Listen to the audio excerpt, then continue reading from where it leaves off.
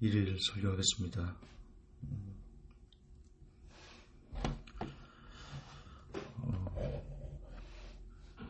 여러분, 설교는 좀 중요하죠.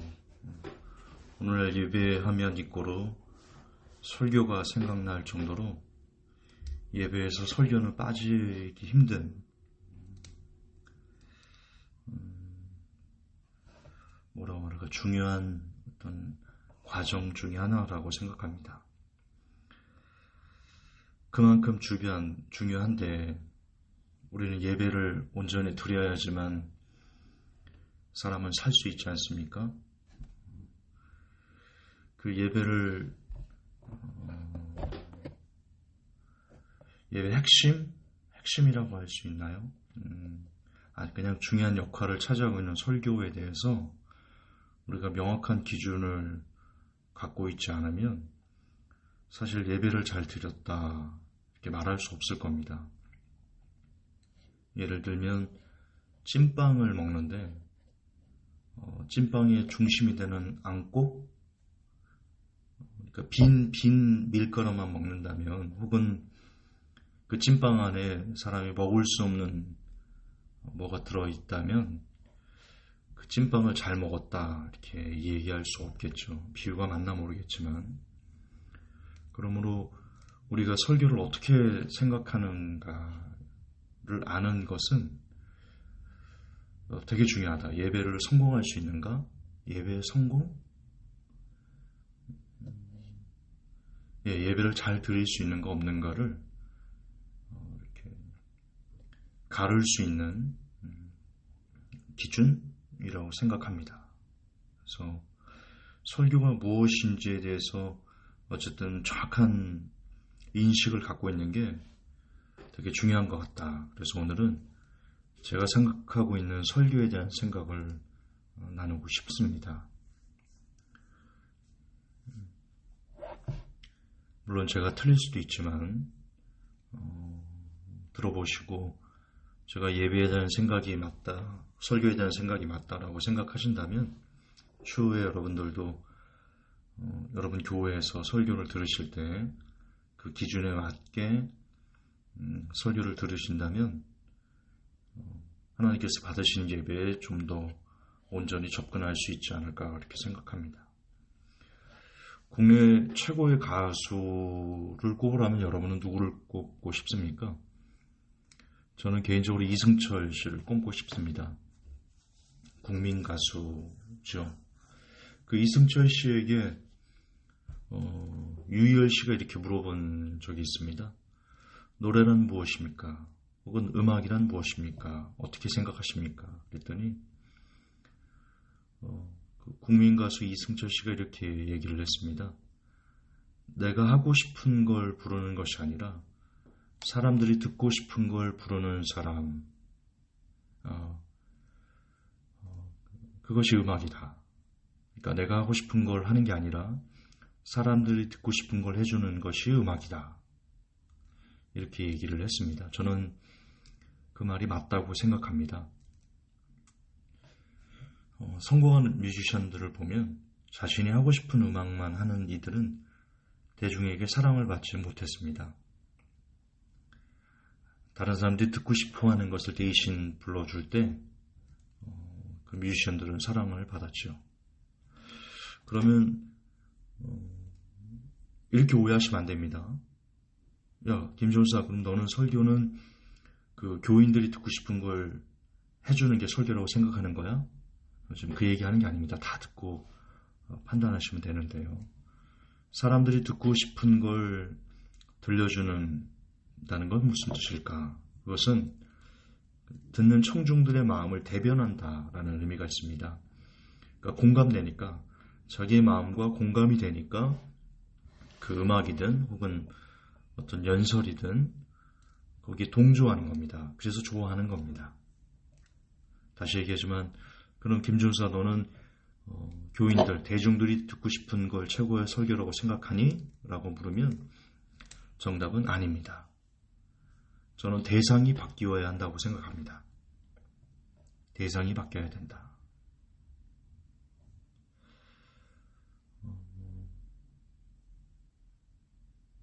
듣는 청중의 마음을 대변하는 걸 노래하고 설교해야 한다라고 말씀드렸는데, 대상이 바뀐다는 건 또 무슨 말인가? 이를 합치면 이렇습니다. 설교란 하나님께서 듣고 싶은 걸 말하는 것이다. 저는 그렇게 믿습니다.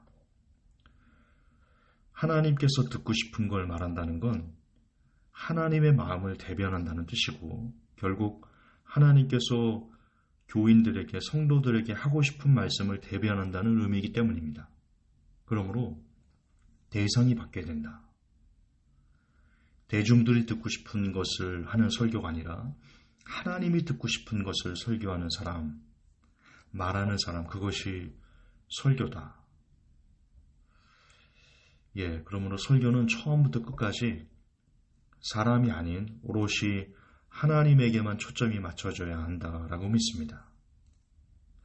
그렇기 때문에, 그런 이유로 설교는 성경을 벗어나면 안 된다라고 생각합니다. 왜냐하면 하나님의 마음이 정확하게 표현되어 있는 건 오직 성경 외에는 없기 때문입니다. 요즘 성경을 벗어난 꿈, 환상, 예언, 이런 것들이 설교의 주제, 그런 것들을 갖고 설교의 중심을 삼아서 전하는 사람들이 아주 많습니다. 유튜브에 부쩍 많아졌습니다. 저는 그것을 조심해야 된다. 받아들여도 참고만 해야 된다. 그렇게 생각합니다. 왜냐하면 성경에는 하나님께서 우리에게 마지막 시대를 사는 사람이건 마지막 때를 모르고 살아가는 성도건 구분 없이 성경은 남녀노소, 성별을 초월해서 하나님께서 사람에게 하시고 싶은, 사람이 구원받을 수 있는, 혹은 구원의 길을 걸어가는데, 혹은 하나님의 뜻을 성경 66권에 모두 다 담아 놓았다라고 저는 생각하기 때문입니다. 만약 66권으로 부족했으면 다른 성경을 더 많이 주셨을 것이다. 그런데 66권으로 끝난 것은 충분히 그것만 다 우리가 묵상하고 연구해도 우리가 구원에 이르는 데 있어서, 마지막 때를 살아가는 데 있어서 부족함이 없을 것이다. 개인적으로는 그렇게 생각합니다. 또한 그런 이유로 성경에서 벗어난 얘기를 설교하는 것은 아주 많이 조심을 해야 된다. 그렇게 생각합니다. 설교자는 하나님이 듣고 싶어하는 걸 말하는 사람이라 개인적으로 그렇게 정리하고 싶습니다. 당연히 그런 설교는 대중에게 인기가 없습니다. 여러분, 어떤 선지자도 대중들에게 인기가 있었던 사람들은 없습니다. 참으로 하나님을 알아가고자 하는 소수의 사람들은 받아들였지만, 대다수의 이스라엘 백성의 역사를 보면 그들의 역사가 곧 인류의 역사인 것 같은데, 왜냐하면 이스라엘 백성들이 그 성경에 나온 이스라엘 백성의 그 사람에 대한 표현이나 감정들이 지금 이 시대를 살아가는 사람들의 표현과 감정과 거의 다르지 않다. 그들이 세상적으로 꿨던 꿈, 그들이 원했던 거, 추구했던 거, 그리고 그들의 목적, 살아가는 목적, 그들의 실패, 좌절, 불신, 그 중에는 정말 소수의 사람들이 하나님을 꼭 붙잡고 모든 환난을 인내했던 이런 것들이 그냥 모든 인류의 사람들의 동일한 마음인 것 같다. 그래서 특별히 하나님께서 이스라엘 백성을 선택하신 건 아닌가. 인류 전체의 마음들을 보여주기 위해서. 개인적으로는 그렇게 생각을 합니다. 근데 어떤 선지자도 인기 있었던 사람들은 없었습니다. 왜냐하면 하나님은 늘 세상과 반대되는 이야기를 하시기 때문입니다. 그러므로 설교는 외로운 길입니다. 영광의 길이 아니고 십자가의 길입니다. 설교로 영광을 얻으려고 할 때 그 설교자는 이미 패망의 길에 접어들었다. 저는 그렇게 생각합니다.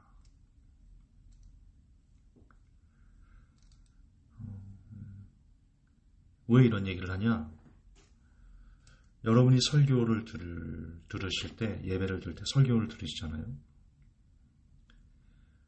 계속해서 여러분들이 이 땅에서 살아가는데 힘을 줄 수 있는, 혹은 이 땅에서 더 잘된 어떤 꿈을 줄 수 있는, 그렇게 계속해서 여러분들을 이 땅에 잡아매게 하는, 그것도 하나님의 이름으로, 그런 설교는, 그러니까 여러분의 귀를 즐겁게 하는, 대중들의 귀를 즐겁게 하는 설교는 하나님으로부터 비롯된 설교가 아닐 가능성이 아주 높다. 그것을 인지하시라는 뜻에서, 왜냐하면 그래야지 우리는 하나님께서 원하시는 메시지를 들어야지, 그래야 우리의 영이 살거든요. 그 메시지는 세상과 반대되기 때문에 우리들이 원하지 않는 그런 이야기입니다. 끊임없이 죄와 싸워라, 죄를 버려라, 세상을 끊어라, 세상에서 부자 되려고 하지 마라, 영광 얻으려고 하지 마라, 천국 지옥이 제일 중요하다. 이런 얘기는 사실 인기 없는 얘기입니다. 듣고 싶어 하지 않는 힘든 이야기입니다.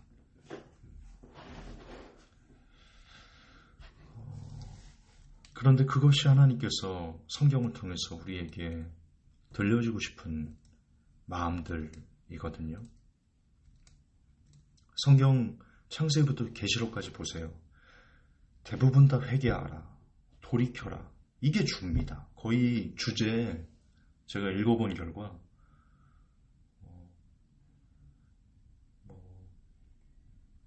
설교를 많이 읽었다, 이걸 드러내는 게 아니라요. 성경을 많이 읽었다 드러내는 게 아니라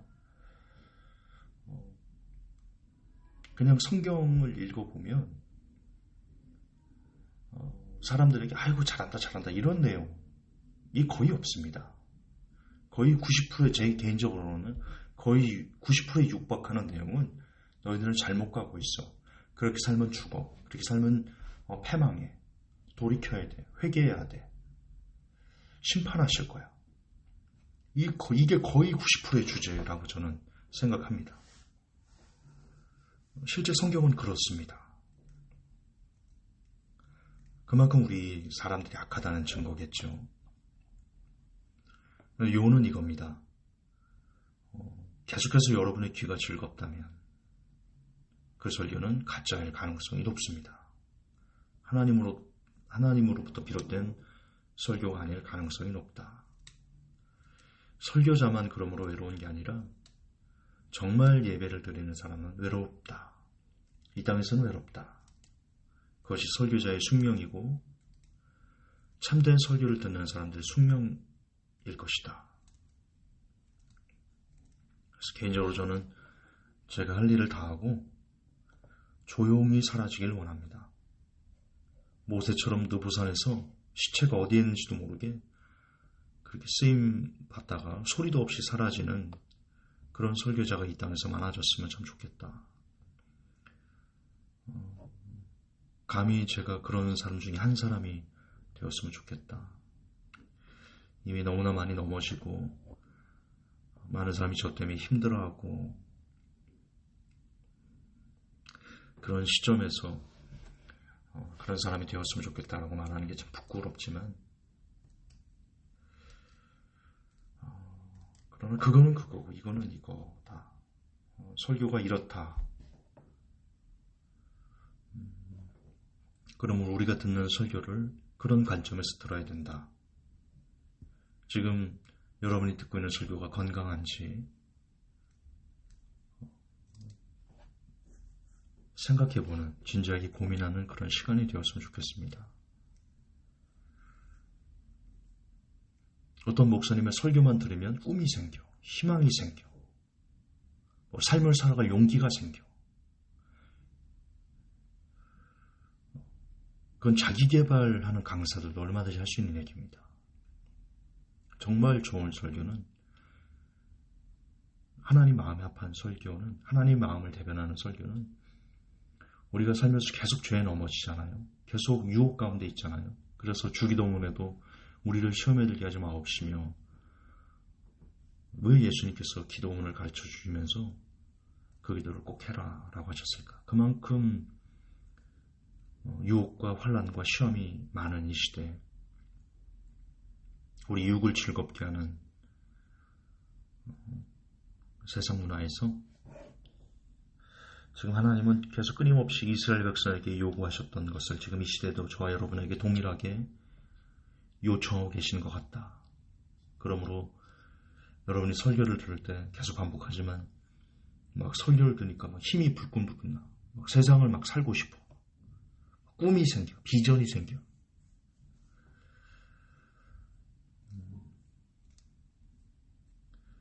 그런 것들은 성경 안에서 좀 검증을 좀 해봐야 될 것 같다. 오히려 설교를 들으면 마음에 찔림이 있고 나는 곤고한 자라. 어떻게 내가 또 이 죄악들을 끊어내고 하나님 앞에 갈까? 어떻게 내가 회개해야 되나? 어떻게 내가 하나님 앞에 살아야 되나? 어떻게 세상을 더 잘라내야 되나? 이런 도전을 받는 그런 설교들이 많아졌으면 좋겠다 생각합니다. 대중이 거부하는 설교, 하나님이 좋아하십니다.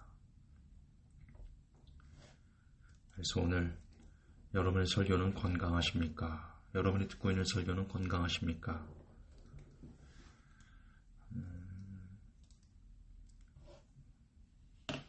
자격이 없지만, 입술로만 자격이 없지만이 아니라 정말 자격이 없다라고 진심으로 예수님 이름으로 인정하는 사람의 한 명으로서 감히 제가 지금 이렇게 설교도 되는지 늘 고민이고 부끄러운 자지만, 그러나 그럼에도 불구하고 저희 사람 됨됨이와 다르게 설교는 이렇다. 하나님이 듣고 싶은 것을 말하는 것이 설교다. 기억하는 여러분이 되셨으면, 고민해보는 여러분이 되셨으면 합니다. 하나님, 아시듯 저는 자격이 없습니다. 감히 설교자라 말하기 부끄러운 죄인입니다. 죄인의 괴수입니다. 하지만 저희 됨됨이와 다르게 설교 자체는 하나님의 마음을 대변하는 것이라 믿습니다. 지금 우리들이 듣는 설교가 건강한가? 스스로를 점검하게 하셔서 건강하지 못한 설교는 과감히 끊어낼 수 있는, 그래서 온전한 예배를 하나님께 드려 그 영이 참으로 살 수 있는 그런 복이 제게 그리고 모든 성도들에게 임하게 도와주십시오. 예수님의 이름으로 기도합니다. 아멘.